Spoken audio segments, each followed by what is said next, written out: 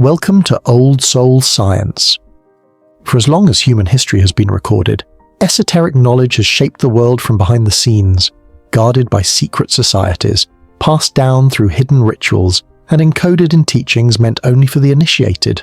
It has been used to build civilizations, influence rulers, and at times push the limits of human power beyond what should have been possible. In this video, we're tracing the evolution of the world's most powerful esoteric traditions, from the oldest to the most recent, revealing how each one gave birth to the next, expanding and transforming along the way.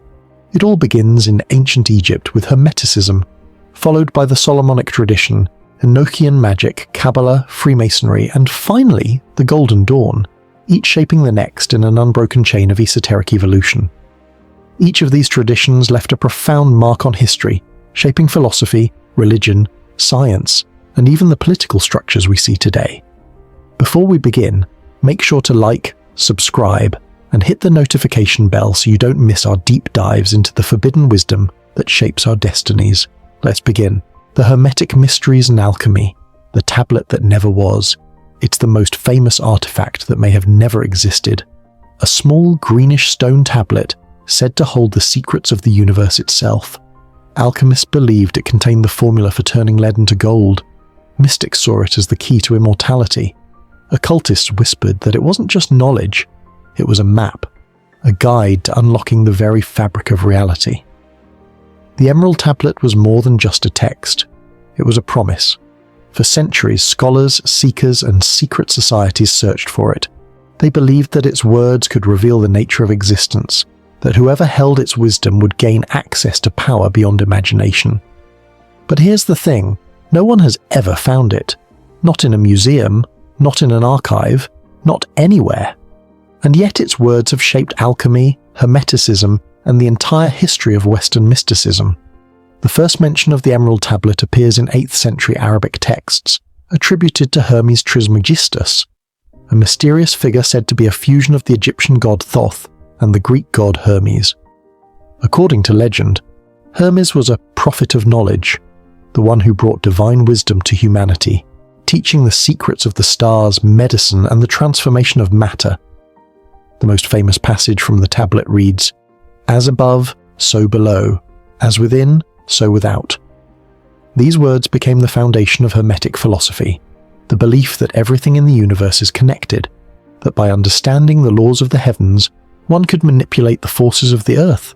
Some historians believe it was discovered by Alexander the Great, buried in a hidden tomb, its words carved into a single slab of shining emerald.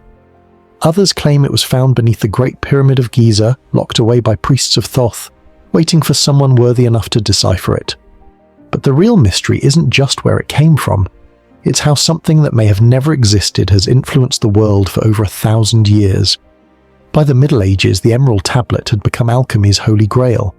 For European alchemists, it wasn't just a legend, it was the key to unlocking the philosopher's stone, the substance that could turn any metal into gold and grant eternal life. Great minds like Albertus Magnus, Roger Bacon, and even Isaac Newton dedicated years to trying to decipher its message. Newton in particular was obsessed. He translated the tablet from Latin into English, convinced it held the key to physics, alchemy, and the fundamental laws of existence.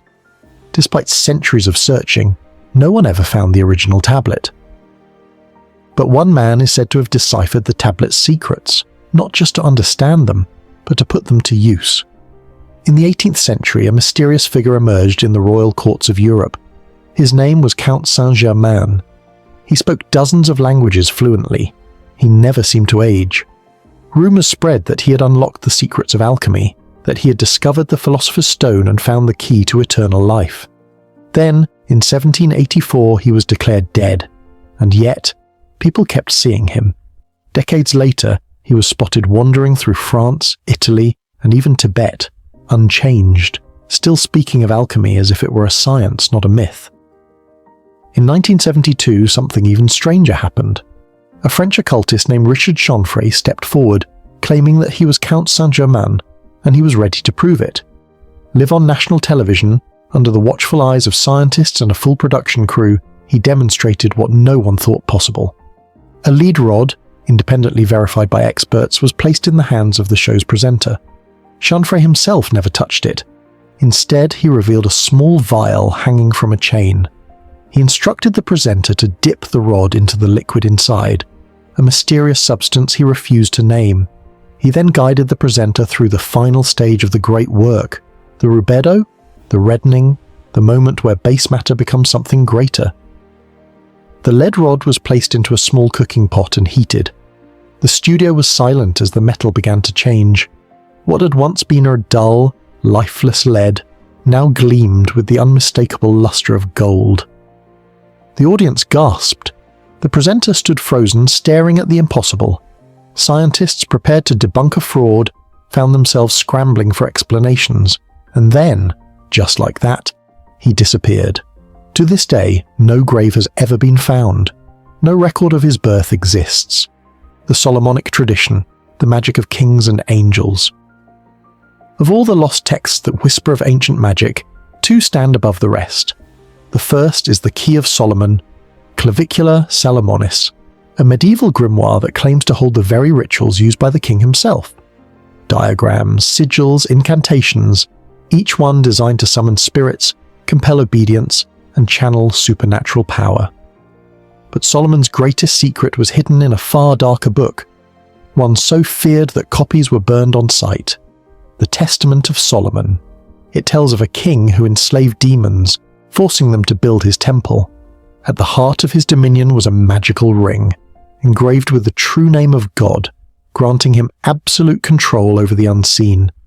With it, he summoned Asmodeus, the prince of hell, forced him to kneel to reveal the deepest secrets of the underworld. But nothing that powerful is ever held forever. The spirits he commanded turned against him. He lost the ring and his power vanished. He was struck down by the very entities he had ruled over. His soul was cast into exile, trapped between realms, never to find rest. But his books remained, and those who found them paid the price. In the 16th century, a scholar and mystic named Johann Faust became obsessed with Solomon's lost knowledge. To him, the stories weren't just legends.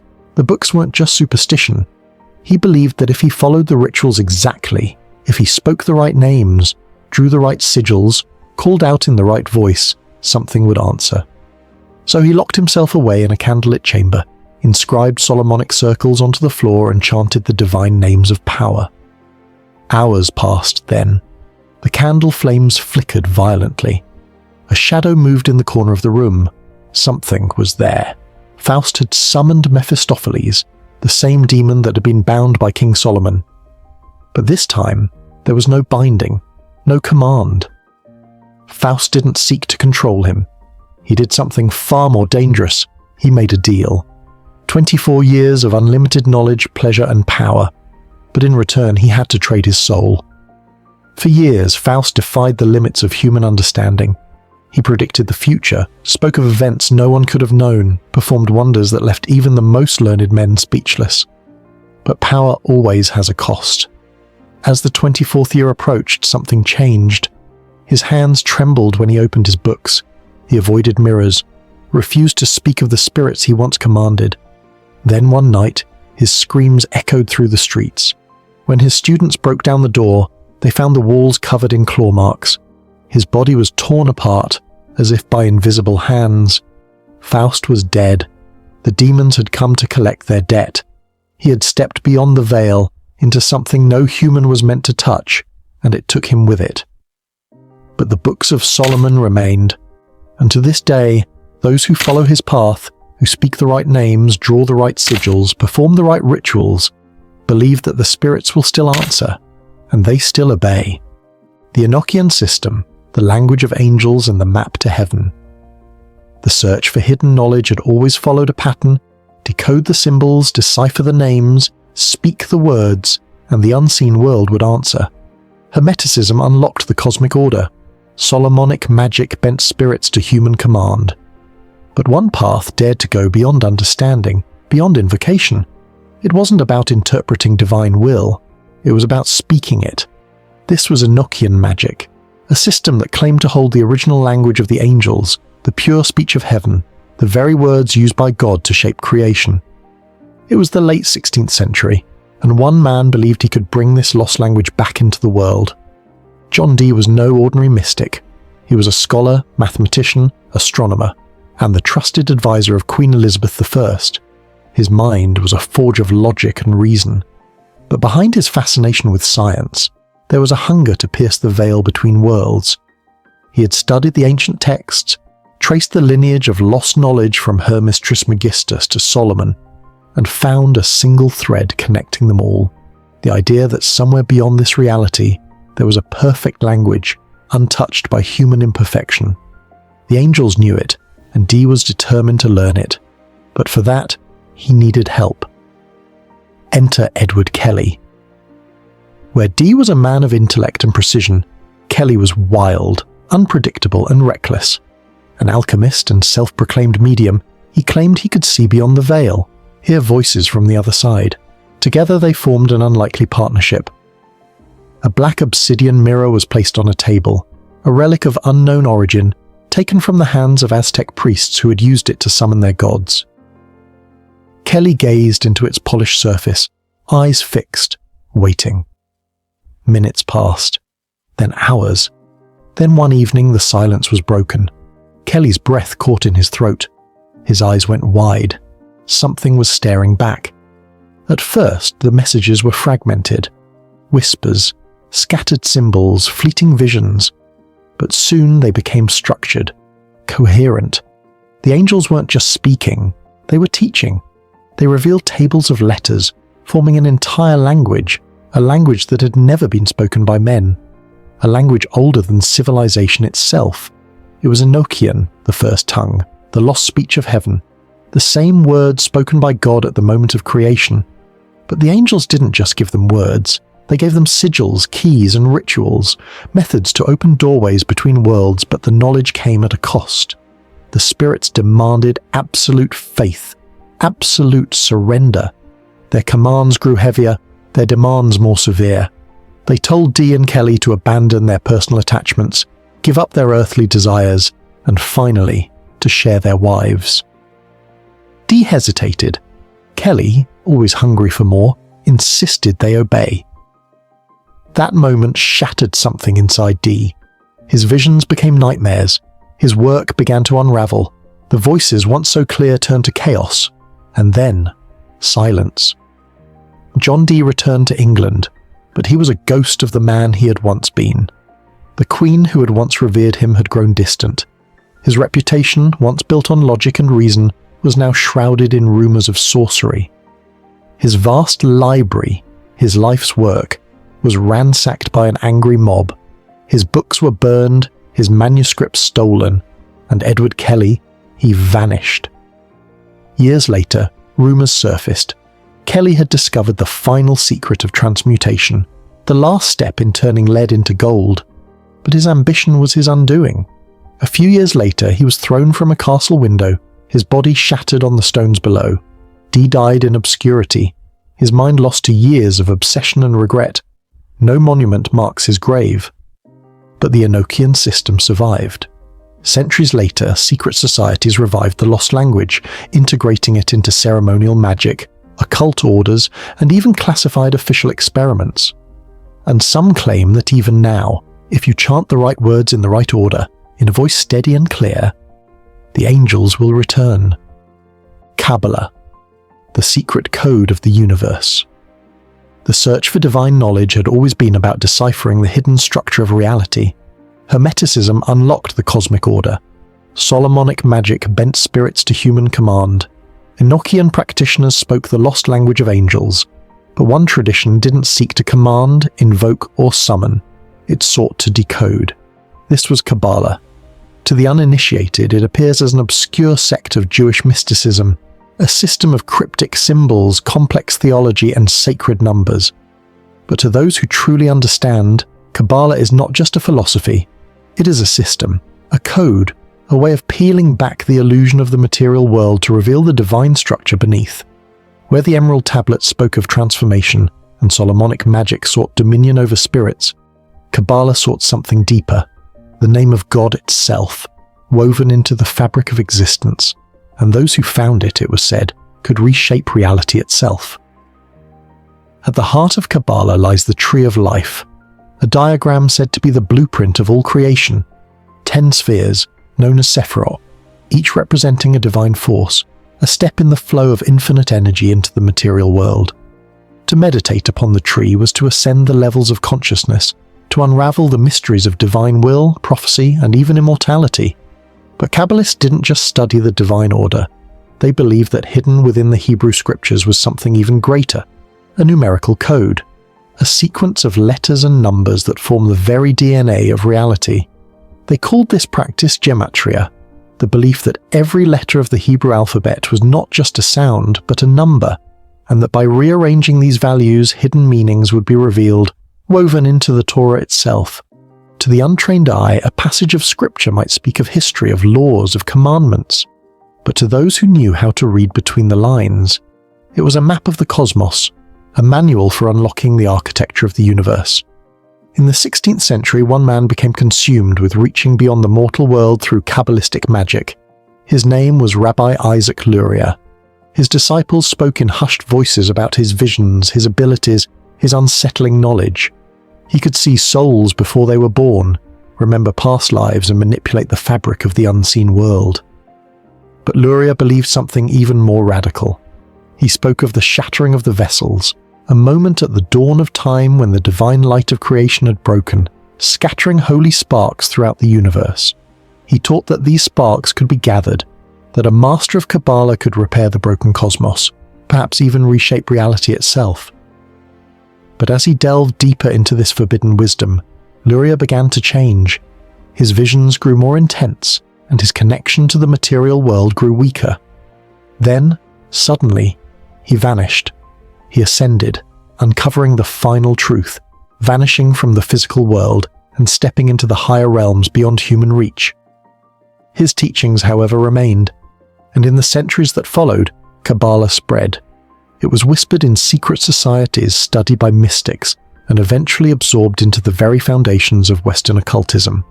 To this day, those who study its mysteries believe that somewhere, hidden within the structure of language, of numbers, of symbols, the true name and power of God awaits discovery. Luria wasn't the only one who sought to bridge the gap between heaven and earth. At the same time, in the streets of Prague, another rabbi dared to bring the written word to life. Rabbi Judah Loew ben Bezalel was said to have done something that had never been done before. He gathered clay from the banks of the Vltava River in Prague, shaped it into a towering figure, and on its forehead he etched a sacred name. The lifeless figure began to move. The golem of Prague walked the city streets, silent, watchful, bound to the will of its creator. At first, it was a guardian, a protector of the Jewish quarter standing against the threats and persecution of the time. But soon enough, the golem began to act on its own. It grew violent. It no longer obeyed commands. In desperation, the rabbi erased a single letter from its forehead. The word truth became death. The golem collapsed. Its body was never destroyed. To this day, legend says that its remains are still hidden in the attic of the old New Synagogue in Prague, waiting to be awakened again. The Freemasons, the secret architects of power. Where Kabbalists sought to decode the structure of the divine, Freemasons sought to build it into the world itself, not through scripture, but through stone and design, embedding sacred order into civilization. Their secrets weren't written. They were etched into architecture, hidden in symbols, woven into the very foundations of cities. This was Freemasonry, the silent architects of hidden wisdom. To understand Freemasonry, you don't study books. You study walls, the towering cathedrals of Europe, the obelisks that line the great cities, the mysterious symbols inscribed where few would think to look. These are their texts, their gospel, their legacy. The Masons of the Middle Ages were more than just craftsmen. They were initiates. They believed that architecture was more than function. It was a form of divine communication, a way to manifest cosmic order in the physical world. Every arch, every column, every geometric angle was more than just aesthetics. It was a reflection of higher laws, an attempt to bring the perfection of the heavens down to earth. Their craft was more than stone and mortar. It was knowledge. Knowledge too dangerous for the uninitiated. Knowledge that had to be preserved in symbols, in allegories, in rituals passed from master to apprentice. and as kingdoms fell and ages passed, the builders became more than just craftsmen. They became custodians of an invisible empire, an order that held secrets older than the churches they built. By the 17th century, Freemasonry had transformed. No longer just a guild of masons, it had become a fraternity of philosophers, scientists, and revolutionaries, men who understood that the true foundations of power were not beneath their feet, but within their minds. As revolutions ignited and empires crumbled, the Freemasons were always present, yet unseen, whispered about in secret chambers, blamed for upheavals, credited with enlightenment. Their symbols began to appear in places of power: the square and compass, the all-seeing eye, the unfinished pyramid, inscribed not just in lodges, but in the architecture of nations. The American Revolution was led by Masons, so was the French Revolution. George Washington, Benjamin Franklin, Voltaire, Mozart, Newton, all linked to the craft. Their influence was undeniable. Were they the torchbearers of enlightenment, the inheritors of ancient wisdom suppressed by the church and monarchy? Or were they something else, the unseen engineers of power itself, the architects of not just cathedrals, but governments, revolutions, and even wars? And then came a discovery, one that sent shockwaves through Europe. In 1785, in the depths of Bavaria, a lone courier rode through the night, carrying a sealed message. He never reached his destination. A bolt of lightning struck from the heavens, killing him instantly. When authorities searched his body, they found something unexpected. A letter revealing the existence of a secret society hidden within Freemasonry. A society that sought more than knowledge, it sought control. The letter spoke of a plan to dismantle monarchies, to erase organized religion, to reshape society itself under an unseen elite. For the first time, the world would hear the name the Illuminati.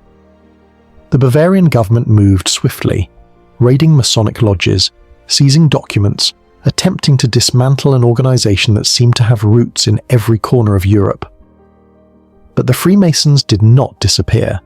They simply stepped further into the shadows. The Hermetic Order of the Golden Dawn, the last school of magic, the seekers of the modern age wanted more than scattered teachings from lost civilizations. They wanted a system, a structured path that unified the mysteries of the past into a single initiatory order, one that didn't just preserve knowledge but transformed the initiate into something greater. And so, in the dim glow of candlelit lodges, beneath symbols traced in gold and crimson, a new order took shape. They called it the Hermetic Order of the Golden Dawn. It wasn't a lodge, it wasn't a fraternity. It was a ritual framework, one that claimed to reconnect humanity to the divine forces that shaped existence. Unlike other secret societies, which veiled their teachings in allegory, the Golden Dawn was explicitly dedicated to ceremonial magic. Its founders, William Wynne Westcott, Samuel Liddell, MacGregor Mathers, and William Robert Woodman, claimed their knowledge came from a mysterious set of documents known as the cipher manuscripts. These texts outlined rituals, sigils, planetary invocations, and angelic workings, creating a structured system of initiation. At its core was the Kabbalistic tree of life, which they used as a map to initiation. Each step in the system mirrored a progressive ascension, one that pushed the initiate toward enlightenment through ritual purification, celestial invocations, and mental transmutation. They practiced scrying, astral projection, elemental invocations, planetary correspondences, and complex Enochian rituals. The goal was not simply to worship the divine, but to merge with it, to transcend human limitations and channel higher intelligences. But power, especially in the world of magic, never exists without conflict. As the Golden Dawn expanded, so did its internal rivalries. And then, one man arrived, and the order was never the same again. Aleister Crowley. He entered the Golden Dawn not as a student, but as a force of disruption. Brilliant, rebellious, and insatiable, he didn't seek enlightenment, he sought dominion. He climbed the ranks with speed, mastering the complex rituals of invocation, the planetary workings, the Enochian calls. He was a challenger to the hierarchy. And when he reached the limits of what he was allowed to learn, he did not wait for permission. In 1900, he stormed the London Temple, fully robed in ceremonial attire, attempting to seize control by force. The order fractured. Westcott and Mathers, fearing Crowley's unchecked hunger for power, denied him access to the highest degrees. The infighting spiraled out of control. Members turned against one another, alliances crumbled, and the Golden Dawn collapsed from within. Crowley declared himself the new prophet of modern magic. He travelled to Egypt, performed invocations, and claimed that an entity named Aiwass had dictated to him a new sacred text, the Book of the Law. This book became the foundation of Thelema, Crowley's own magical order, one that overshadowed the Golden Dawn. But his pursuit of power came with a price. Crowley spent his final years addicted to heroin, abandoned by nearly all of his followers, and living in poverty. The man who had once sought to ascend beyond all limits had been consumed by his own hunger for power, yet the Golden Dawn never truly vanished. Its teachings continued, absorbed into modern occult movements, influencing Wicca, chaos magic, and the ceremonial practices of secret societies that still exist today. The cipher manuscripts, the very documents that started it all, have never been fully explained. Were they forgeries, a grand deception by the Order's founders, or did they contain something older, something that was never meant to be revealed? The rituals of the Golden Dawn have never faded. Those who study them believe they are still alive, waiting for the right hands to awaken them once more. Through every secret order, every hidden doctrine, and every mystical tradition, one truth remains.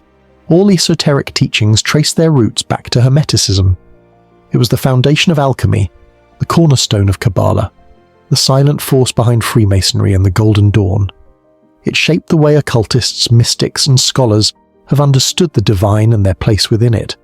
But where did Hermeticism itself come from?